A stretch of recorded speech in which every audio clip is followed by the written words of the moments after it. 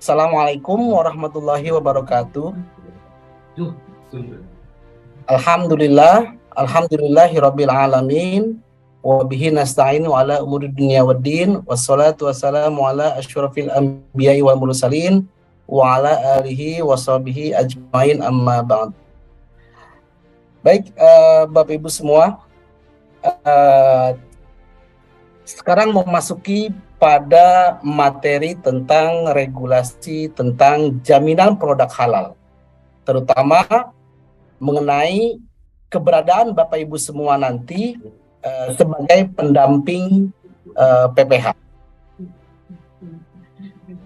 Kita awali dengan untuk memahami regulasi, kita awali dulu bahwa mengenai sertifikasi halal di Indonesia, kita lihat ada 3 statement di negara Indonesia. Satu, statement adalah Presiden, bahwa Presiden menginginkan bahwa Indonesia ini bisa menjadi potensi industri halal dunia. Target ini mudah-mudahan bisa tercapai dalam di tahun 2024. Menuju pusat industri halal dunia, maka Menteri Agama ini menargetkan bahwa halal Indonesia bisa untuk masyarakat dunia. Secara implementasi, satu tingkat di bawah Pak Menteri, yaitu Kepala BPJPH, ini lebih implementatif lagi. Mengenai sertifikasi halal, kita membangun digitalisasi dan integrasi sistem layanan jaminan produk halal.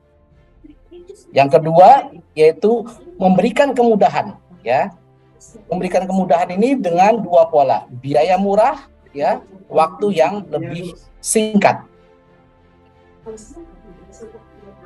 Bapak Ibu, kalau kita melihat kewajiban sertifikasi halal ini, keberadaan Bapak Ibu semua sebagai pendamping PPH ini akibat dari imbas Undang-Undang Cipta Kerja di tahun 2020. Di dalam pasal 4 di Undang-Undang Cipta Kerja itu dikatakan bahwa untuk pelaku usaha mikro kecil, kewajiban bersertifikat halalnya itu didasarkan atas pernyataan pelaku usaha. Atas dasar ini, pasal ini, maka adanya pendampingan PPH yang akan dilakukan oleh Bapak Ibu. Secara umum, kenapa sih sertifikasi halal di Indonesia itu wajib? Di dalam Undang-Undang 33 2014 itu dikatakan bahwa produk yang masuk, beredar dan diperdagangkan di wilayah Indonesia itu wajib bersertifikat halal. Produk tidak selamanya dikategorikan dalam bentuk barang. Produk di dalam regulasi jaminan produk halal ini dikategorikan ada 2. Satu, dia adalah barang, 2 adalah jasa. Mana saja barang yang dikategorikan wajib bersertifikat halal? Makanan, minuman, obat, kosmetik, produk kimiawi, produk biologi, produk rekayasa, genetik, dan barang gunaan. Inilah jenis barang yang harus memiliki kewajiban bersertifikat halal. Yang kedua adalah jasa. Jasa juga masuk di dalam kewajiban bersertifikat halal. Jasa apa saja yang terkena kewajiban sertifikat halal? Penyembelihan, pengolahan, penyimpanan, pengemasan, pendistribusian, penjualan, dan penyajian. Jasa ini juga terkena kewajiban sertifikasi halal. Lantas pertanyaannya, sampai kapan kewajiban sertifikat halal ini diberlakukan secara mandatori? Tahapan pertama ini akan ada secara mandatori ini di 17 Oktober 2024.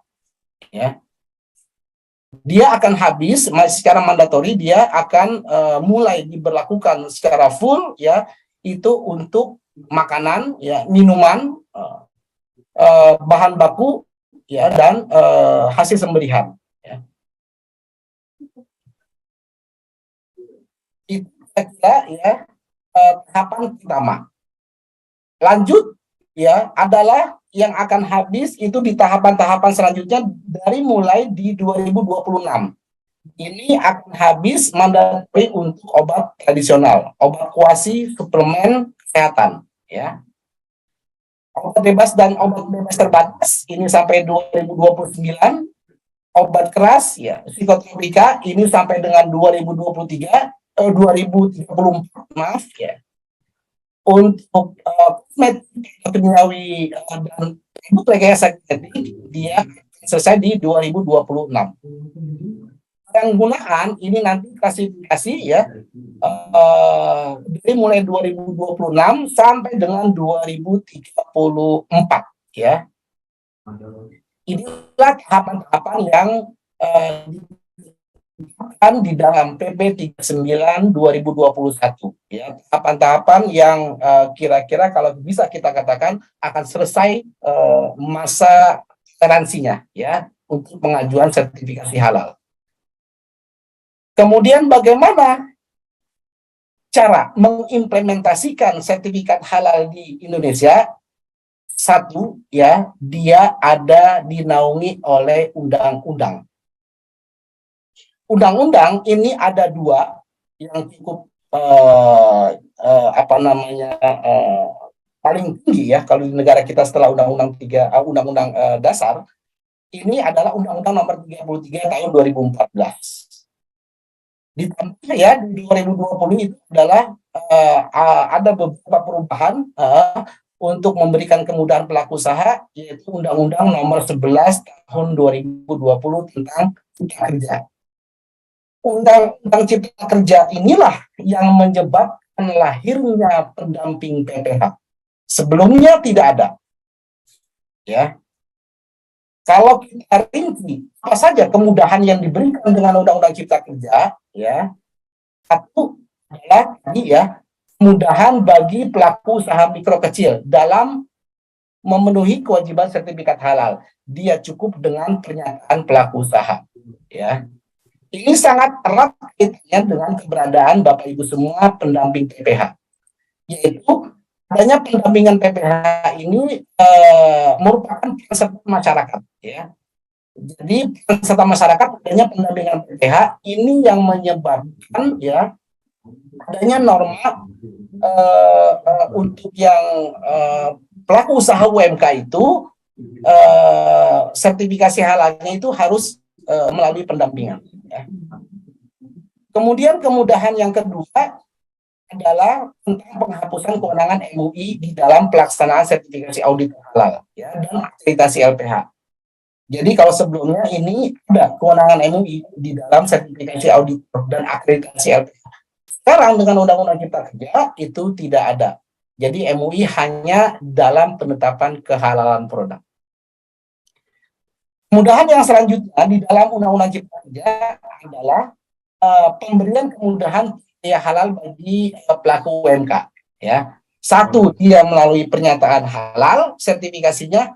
Dua, penyelia halalnya bagi UMK itu boleh dengan dirinya sendiri, ya, atau dia penyelianya melalui fasilitasi. Ya, fasilitasi ini bisa dengan dia diberikan penyelia orangnya, ya, bisa diberikan pendanaan pelatihan untuk penyelianya, ya, itu bagian dari kemudahan penyelia bagi UMK. Hal yang selanjutnya yang terlihat di dalam Undang-Undang Cipta Kerja dari undang-undang yang sebelumnya, perubahannya adalah mengenai pengaturan kepastian waktu di dalam layanan sertifikasi halal, baik itu di BPJPH, LPH ataupun MUI. Dia terpangkas ya, waktu-waktunya itu lebih singkat. Ya. Kemudian yang tidak kalah penting dari adanya Undang-Undang Cipta Kerja adalah sertifikasi UMK itu sendiri, ya. dia pendanaannya, dia pembiayaannya dia tidak dikenakan biaya, ya sertifikasinya. Ya. Itu merupakan kemudahan juga di UU CK ini. Nah, 2020 undang-undang ini berjalan, di akhir tahun ini itu terbit yang namanya peraturan pemerintah pengganti undang-undang, ya, nomor 2 tahun 2022, Perpu 2, ya, yang biasa kita saat ini sedang viral, ya, Perpu 2. Jadi Perpu 2 ini adalah ada beberapa hal yang lebih diberikan kemudahan lagi di dalam tentang jaminan produk halal, ya. Satu, ya, hal yang penting di dalam Perpu 2 ini, ya, satu, mengenai sertifikasi halal reguler. Kalau sebelumnya sertifikasi halal reguler itu hanya MUI saja, maka ini tracing yang warna hijau inilah yang kita lihat, ya, perubahan yang mendasar. Dengan kedua, dalam produk ini diperluas di provinsi, ya, MUI provinsi, di MUI kabupaten kota atau MPU Aceh, ya. Itu yang pertama, dia mengalami pergeseran, ya, provinsi kabupaten kota itu boleh dilakukan penetapan KH di sana. Kemudian yang kedua, tentang sertifikasi halal reguler juga, waktu yang diberikan di MUI 3 hari, itu kalau dia terlampaui penetapan kehalalannya, maka dia akan berpindah kepada Komite Fatwa Produk Halal.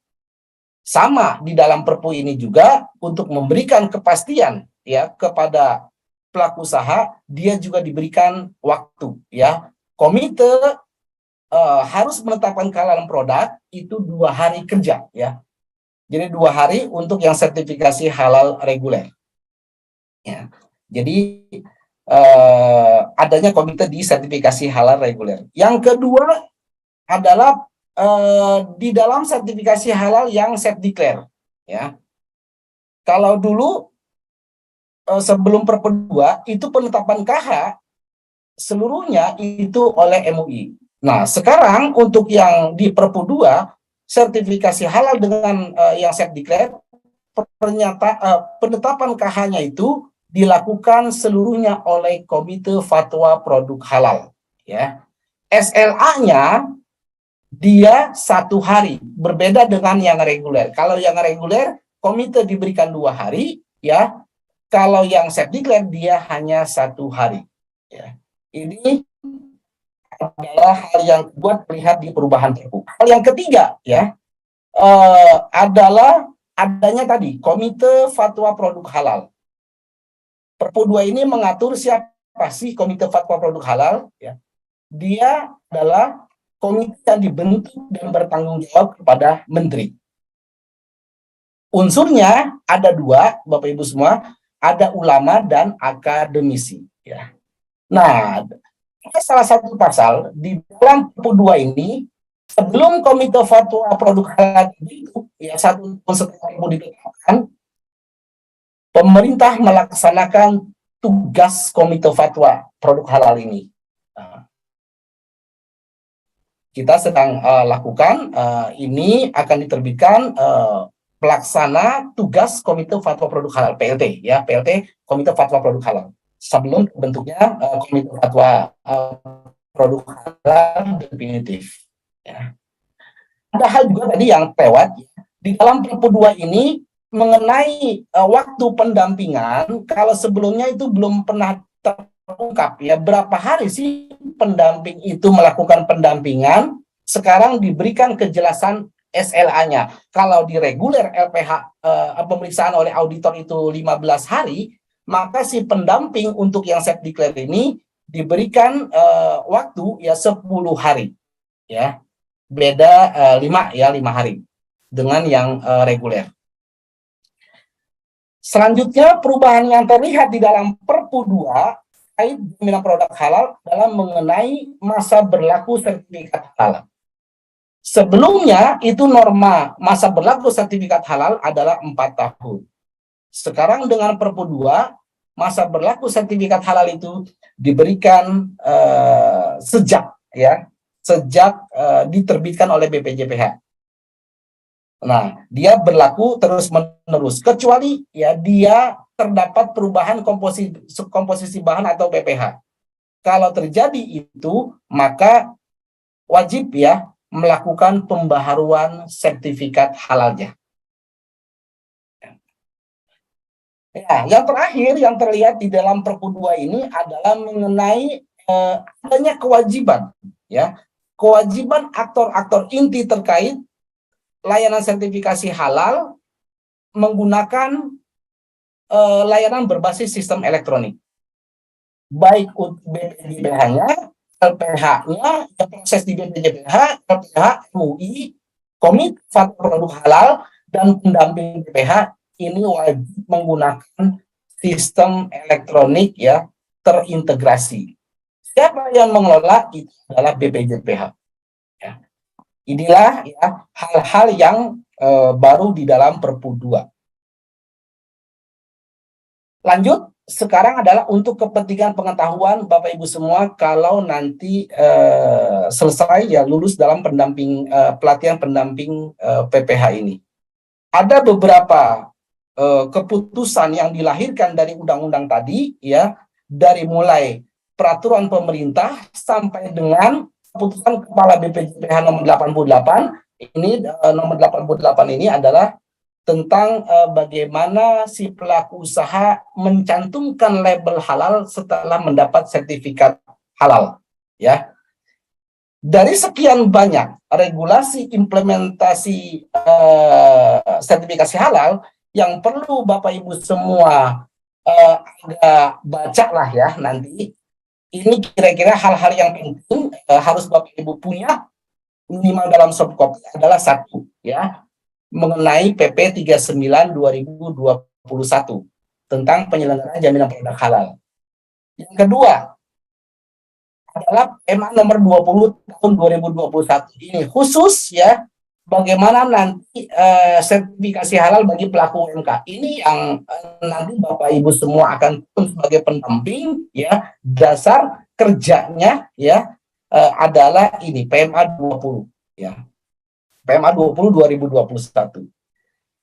Tidak kalah penting yang harus dipahami adalah PMA nomor 748 2021.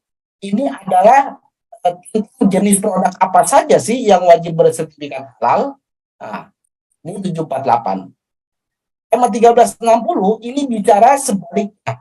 Bahan-bahan sih yang dikecualikan dari kewajiban bersertifikat halal. Dua ini cukup penting Bapak Ibu ketahui ya, untuk melihat daftar-daftar bahan yang pelaku usaha miliki. Ya. Kemudian ada juga ini peraturan BPJPH nomor 1 2021 ini sudahlah ya untuk Bapak Ibu semua ketahui. Karena ini bagaimana pelaku usaha itu membayar tarif layanan sertifikasi halal ya.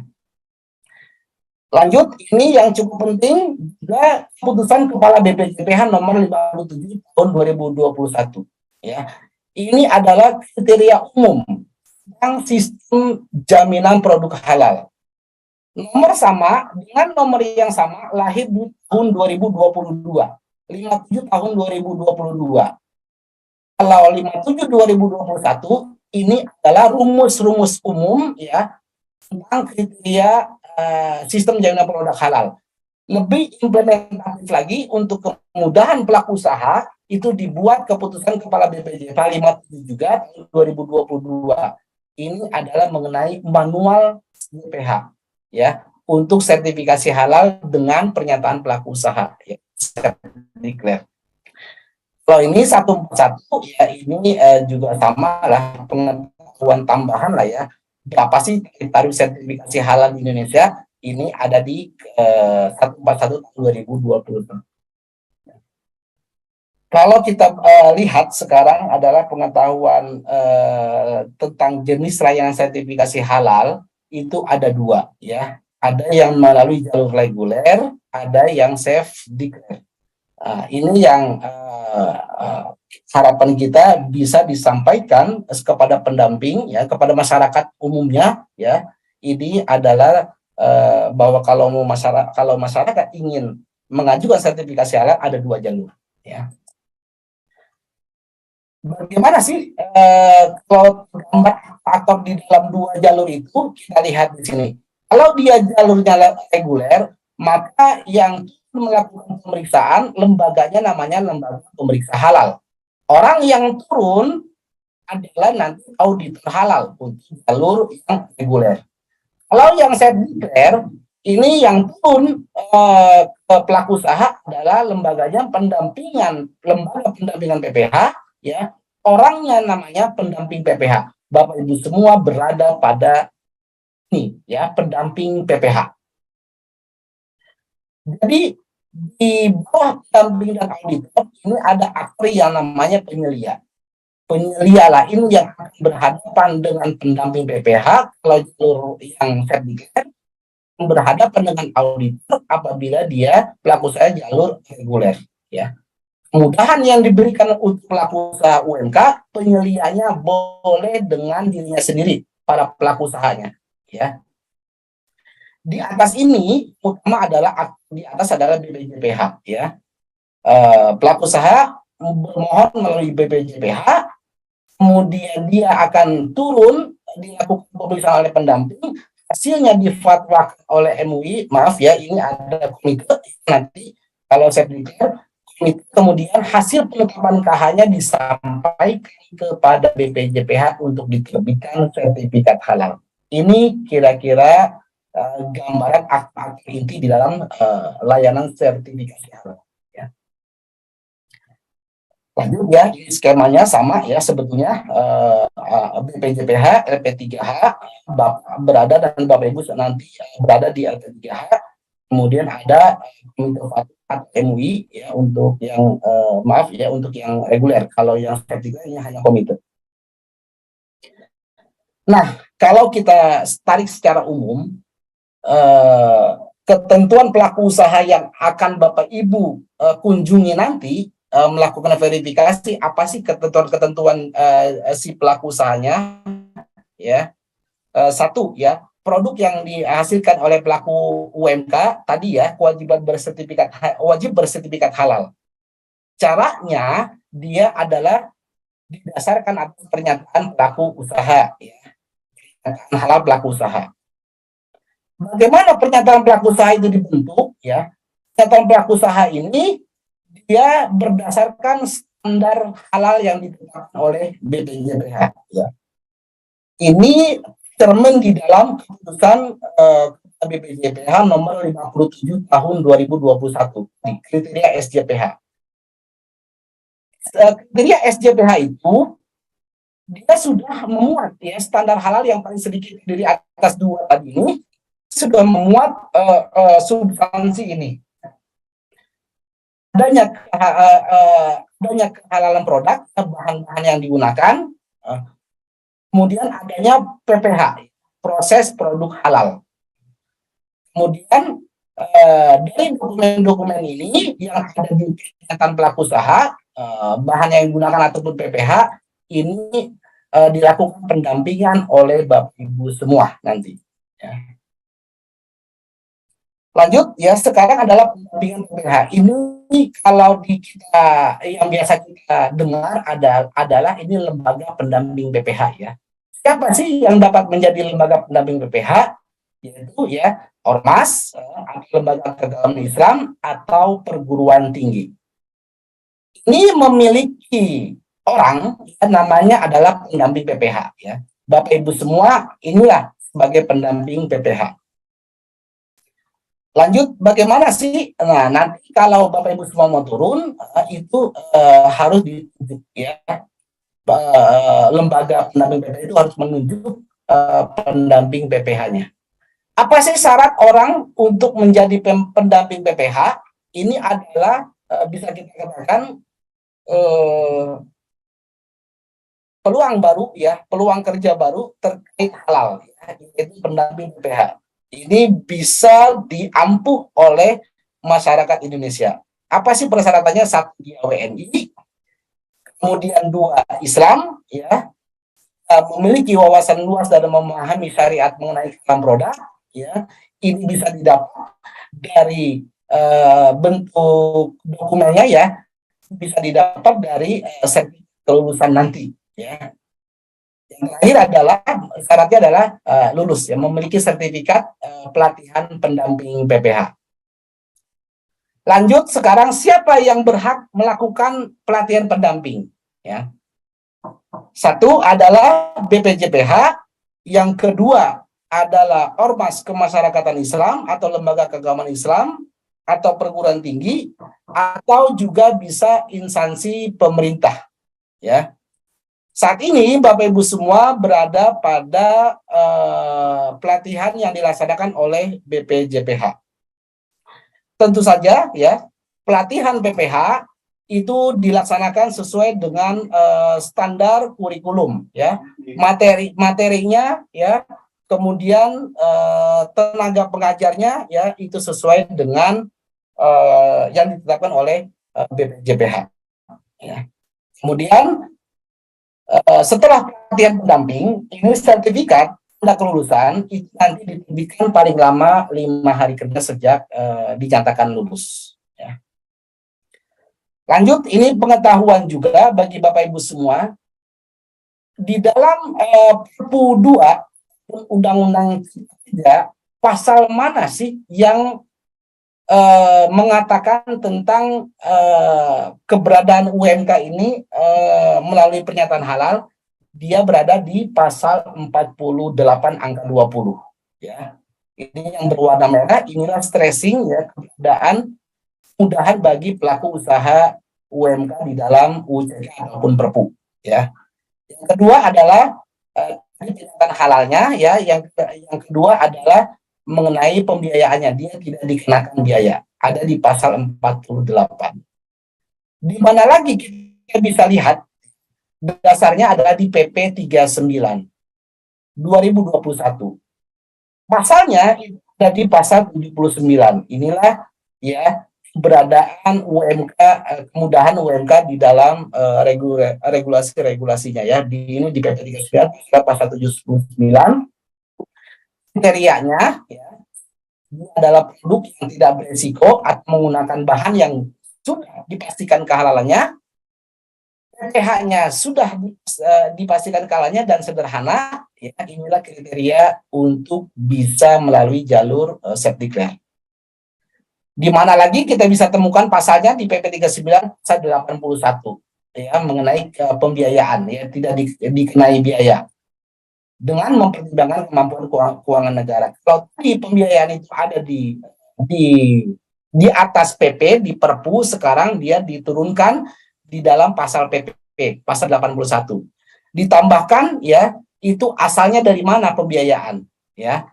Pasal 86 dikatakan bahwa pembiayaan ini bisa dari APBD, ya, pembiayaan alternatif, ya, APBN juga bisa, ya, dana kemitraan, bantuan hibah, dana bergulir, atau sumber lain yang sah dan tidak mengikat. Ya. Inilah